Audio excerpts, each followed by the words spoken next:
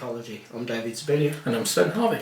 Now tonight, slightly different for us, Combadges. Yes. Now, I know we don't cover cosplay as such. But we both have uniforms. But we both have uniforms and we both collect pins. Yeah. Now, the reason I specifically wanted to do Combadges was because my favourite toy stockist got me a Quantum Mechanix Combadge. Yeah. Now, before I cover this, we really ought to cover its predecessors. Absolutely. So, this one? Now, that's the original Hollywood Pins one. That was the first released, officially licensed, based on the Next Gen Combadge. Absolutely gorgeous. Yeah. Lovely. Bit of a pain on the uniforms because the pins used to sticking. You have to put tape on the back. But most of us stuck them on our leather jackets and it went on the pocket and it was great. The amount of these I have burned through over the years because you get your thumbprint on and then you polish it up like that and you only ever get the gold bits there and there. Yeah. And you end up with the fade. I think my jacket one's a bit like that, isn't it? It's there's more silver than gold on that. Now, ironically, because I know that this was licensed, I always think of this one as the copy Combadge. The knockoff. Yeah. Because it's thinner, it's lighter, and it's got the cross hatch backing on it. And this was released by a company, or two companies actually in tandem, which is Downpace and Applause. Yeah. Depending on where you bought it, whether it was the States or the UK, it was like Downpace or Applause that sold it through there. But, and ironically, you would think I would support that one because it's lighter. Yeah. And it didn't pull your uniform out of shape. But the oval's at an angle. But the oval's at the wrong angle. Yeah. Now, talking of ovals at angles, this is where we get into interesting bits. Okay. Yeah. This is the first of the Vegas experience Combadges. Now, it's oversized. Yeah. And the angle's wrong, and as you can see, they... Because I remember seeing footage from the Vegas experience, the guys running around doing the experiences there, wearing those. They I was just thinking, those. oh my god, those look huge. Yeah. And it just didn't look right at all. The sizing was out, and the detailing on the edges was out. Yeah. And it made it really stand out as bad. And I thought that until I saw the mid-range. This was about 3 years into the Vegas experience. Right. And it's the Downpace one all over again. Yeah, but they went on a really weird angle. Then the last one Vegas experience ever released, Really and I have to say, I like this one. Yeah, it's different. It's like somebody said, I want an artist's impression of this thing. Yeah. And then they came up with this. It's almost an abstract version. And weirdly enough, people go, well, it hasn't got the oval piece, it hasn't got this, it's completely flat. But if you look at it, it's not completely flat. They actually raised the silver. They've raised the arrowhead, which is into an arrowhead. But terribly, they put one pin on the back. Yeah. And they did this with, and the best thing is, this wasn't the only Combadge they did that for. They did a Future Imperfect version as well. Oh right, so they did really well there. Now I'll let you talk about this one. We'll come back to that one in a second because there's that one, isn't there? Yes. This was basically released as a trading card, essentially, wasn't it? Yes. From Sci-Fi Hobby. And in association with Rittenhouse Archives. What this basically is marketed as is an original Combadge that wasn't used on screen but was produced to be used on screen. That's what they pinned them as. I'm not entirely sure this was one of Riker's Combadges because it looks a little bit too big to me, because I don't know if you know, but Jonathan Frakes' Combadge had tended to be slightly smaller than everybody else's to make his chest look bigger. You know what's ironic? What? Is that I have two of these. Yeah. One of them is the Beverly Crusher one, and the Beverly Crusher one is slightly bigger. Yes. So that's interesting. But the interesting thing is it's painted wrong because there's no black. There's no black. There should be a black border around it, which is missing from all of those. But that could have been done. I mean, if they got hold of the actual badges, but they weren't painted, and then they just painted them all up. Yeah, they painted the black. So it's still a nice thing to have. It's really nice. Although I wouldn't want to break one off the card to wear. It's never going to be worn. So that's an interesting one to refer to. You know what that reminded me of as well? The first time I ever opened one of those up.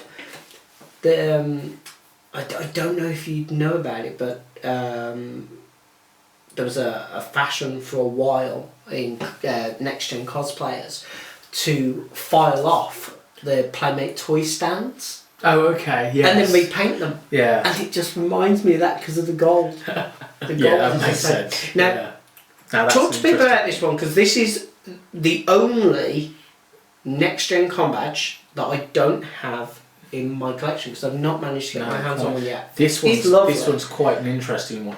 It has a slightly more emphasised edge to the oval part of the Combadge. No black edge, and it's a little bit thinner than the others. It's more accurate size, but it's only got the one pin on the back. Now, where this came from is that if you bought Star Trek Next Generation on Blu-ray from Germany, from Amazon.de as the collector's edition Steelbook, this came with it for season 1. Which in itself became a bit of a problem, because when they first sent them out, they put this in a plastic bag and then shrink wrapped it to the front of the Steelbook and then put it in a... That's why you get them with the dents in. Yeah, and they sent that through International Post in a jiffy bag. So it was no surprise when it arrived that it dented into the front of the Steelbook. They did very, very quickly, once they realised what had happened, they very, very quickly sent out replacement Steelbooks for everybody. Which I thought was absolutely amazing, because obviously it's Amazon.de and they sent it over to me in the UK quite happily and sorted me out, which was quite nice of them. From season 2 onwards, the pin badges, because each one does come with a pin badge. Season 2 onwards has a box that the pin badge comes in, and the whole lot is put in a box to be sent over to you. So that was the last official one that was done. And that was about just over a year ago now. And then there's this. Now, Quantum Mechanix are making a real name for themselves in the collector's market, especially since they started doing Firefly stuff. Yeah. I mean, their Firefly stuff is gorgeous. The thing that grabbed stuff. Yes, I mean, the thing that grabbed my attention was those artisan models of the Enterprise. Yes. They've done a couple now. The one that's grabbing all the attention at the moment is the JJ Enterprise and USS Vengeance. But they did do the Refit Enterprise / Enterprise A, which if I had the $9,000 or whatever it was, I would have one. It is gorgeous because it's stunning, and up until very recently, that Enterprise was my favourite of them all. Now, this isn't actually the first Star Trek badge that Quantum Mechanix have made. No, because they made the reboot of the 2009, which was available in the collector's edition of the Blu-ray, and at the time was said to be the only way you could get those pins. And then they released them separately. Which were, to be fair, laser cut and absolutely gorgeous, and the first time a pin had been done to that standard, which was amazing. So when I heard they were releasing this, I was very, very happy. It is perfectly to scale. The rigging on it is gorgeous. It looks stunning. And it is based off it's literally, they took the original moulds from the show, the original Combadge, and based it off that. Now, the price varies because you can get some amazing deals off the internet. And, so I've seen them from as cheap as 15, but I've seen them as expensive as 30. So very much shop around on this one. Now, whilst I'm absolutely thrilled with it, and I'm really pleased it's in my collection, I've got a couple of down points. Before I go to what I felt with the down points, you've been wearing yours. Yes. Because I got 2 specifically for going to events, which I've not actually worn one out yet because I've not been to a Trek event, and I wear classic Trek pins.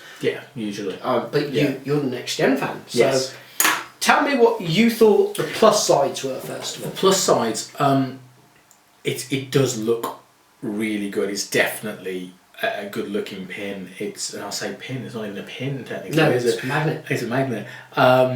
it does look the part. It is absolutely accurate. There are a couple of little points that annoyed me though. First thing is first though, it has got a very short range, very strong magnet to hold it onto your clothing. Neodymium magnet. So none of this holes in your clothing rubbish at the moment. However, they've only used one on the back, so you've basically got the one point of attach, which means it can do this on your clothing and turn around, which mine has done on camera already. So I'm just like, and it is, the weight is definitely there, which makes it a really nice thing to have, but when you've got a lighter piece of clothing, it's time, which is a bit of a shame. There is one little degree of manufacturing issue I have with it, which, to be fair, because of the way it's manufactured, probably can't really have anything done about, and that's the fact that the silver arrowhead in some cases isn't completely lined up with its backing, which is a bit of a shame.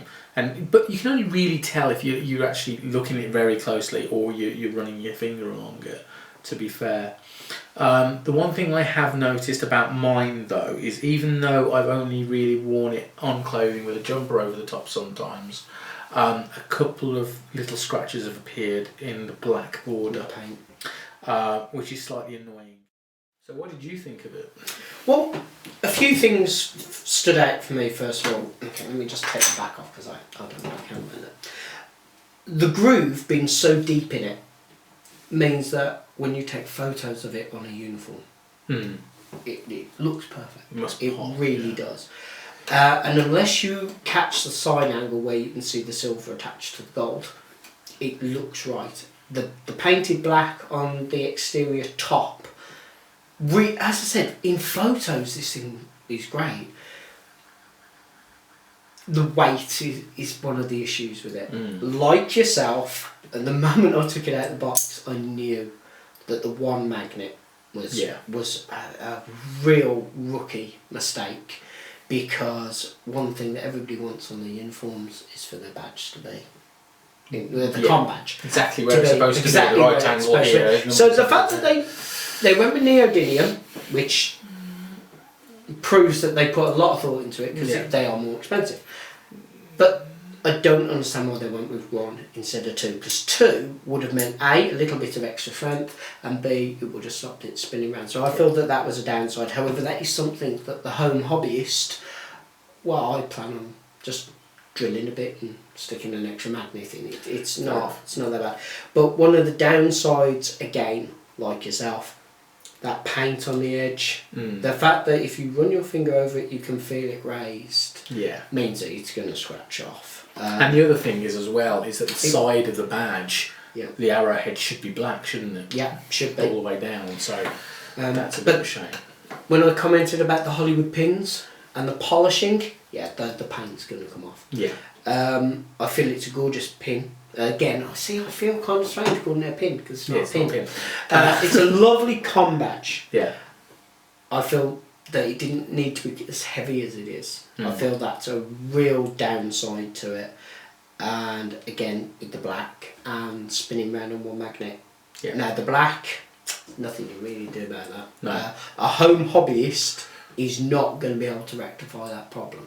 No. The magnet, that's going to be, it's going to be like 10 minutes when I have a little bit before first contact day, because I'll probably wear Next Gen first contact day. So. But I would still recommend that people get this. Obviously, I'd say shop around. And not only shop around as well, shop geek. Which is a new term that I'd like to coin, and the reason I say that is some of the podcasts I listen to from some really cool guys in Australia called the Comic Book Guys. They've got this big thing about buying Australian artists and all the rest of it, and they say support your local store. I think we should be encouraging people to do the same. There are plenty of retailers that are collectors themselves. There are lots of independent stores where If you purchase from them, you know you're purchasing from somebody within fandom, and that's that's got to be a good thing. Not that there's anything wrong with the major brands. No, quite. All good, but nice. One of the shop things I Geek. would say is that some places you buy from, you don't care about the product. You can tell when you take your product out of the box when it arrives. Yeah, you can tell. Yeah, I mean, so if you go into a specialist, 9 times out of 10, it'll be packaged a little bit more properly than it will be from someone who doesn't give a monkeys what they're throwing in a box for you. Well, this is it. Well, it goes with the territory. Absolutely. So, okay, so I think that covers that one. I'm going to give it a good solid 9 out of 10. Okay, I would say 8, but yeah, general agreement there. Go grab one because it's probably the best Combadge you can get. Yeah. Well, let's face it. You'll still get some of these, but you're not going to get one new. No. I haven't seen any of those kicking around in a very long time. But it's not good enough anyway. No. Frankly. The Vegas ones, these two, I would not recommend. Yeah. The only people I know, lots of pin collectors, and the only people I know who bought these were people like me who said, I have to have one in the collection regardless of what I think. I do think people should get this one. Yeah. Just because it's different. So novel. Yeah, an abstract. And yeah, it's an abstract thought. I'm still trying to get my hands on one of these without buying the Blu-ray. Yeah. It may come to me having to buy the Blu-ray, but problem is then you're going to want the rest of the pins from the set and the little collector case. I'm trying so hard not to. I really am. These are absolutely lovely, but they don't count as pins. No, quite. Great Combadge, huh? Yeah, absolutely. So yeah, next gen, if you're doing your TNG cosplay, that's the one to go for. That's got to be the one to go for. Absolutely. And if you're going for just a Combadge to wear out in public to say, yay, I'm a fan, I'd say stick with Quantum Mechanix, but go with the 2009 classic Reboot because it's an actual pin. Yeah. And won't get pulled off your clothing. Whilst this is a very strong magnet and it's good, you're going to lose them. Yeah. And I don't know about you, but I hate losing pins. Yeah, fair enough. Okay, well, thank you very much for watching. Feel free to subscribe to us here on YouTube. You can also follow us on Facebook and Twitter and on the official Geekology website. Absolutely. Nice job on that website. It looks really good. And we'll be back with something interesting. Probably Transformers, because I know you like them. Oh, we've got some stuff to cover. Have a good night. Bye.